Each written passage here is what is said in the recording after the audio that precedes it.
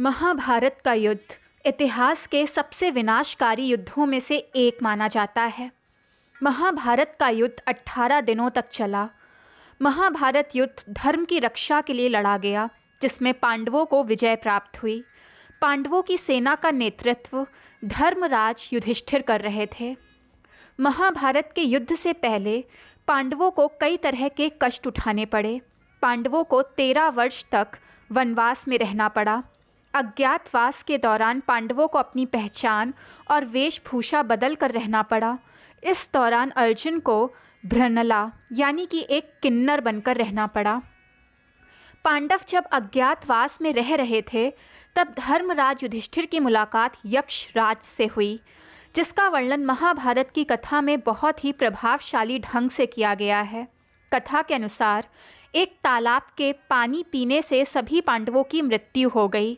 अंत में जब युधिष्ठिर उस तालाब के समीप पहुँचे तो उनका सामना यक्षराज से हुआ। पानी पीने से पहले यक्ष युधिष्ठिर से कुछ प्रश्न करते हैं।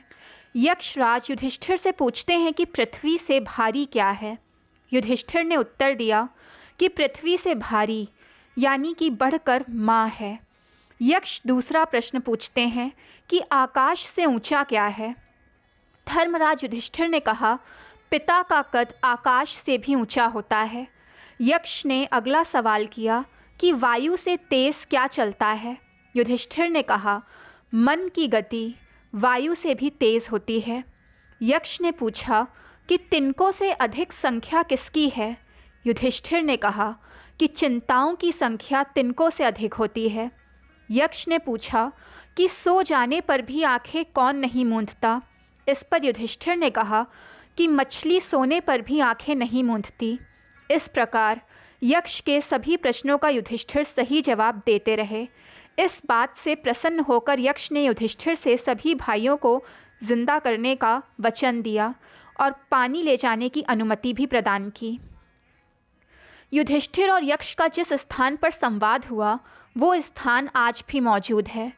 ये स्थान पाकिस्तान में स्थित है, जहां आज भी हर वर्ष हज़ारों लोग दर्शन के लिए पहुंचते हैं। ये स्थान पाकिस्तान के पंजाब प्रांत के ज़िले चकवाल में स्थित है। यहीं पर प्राचीन और प्रसिद्ध कटास राज का मंदिर स्थित है। इस मंदिर के परिसर में एक कुंड बना हुआ है। माना जाता है कि ये वही कुंड है जहाँ से पांडवों ने पानी लिया था और इसी स्थान पर युधिष्ठिर का यक्ष से संवाद हुआ था। इस मंदिर के बारे में ये भी कहा जाता है कि ये कुंड भगवान शिव के आंसुओं के गिरने से बना। पौराणिक काल में भगवान शिव जब सती की अग्नि समाधि से दुखी हुए थे तो उनके आंसू 2 जगह गिरे थे। एक आंसू से कटास राज सरोवर का निर्माण हुआ तो दूसरा आंसू राजस्थान के पुष्कर में गिरा था।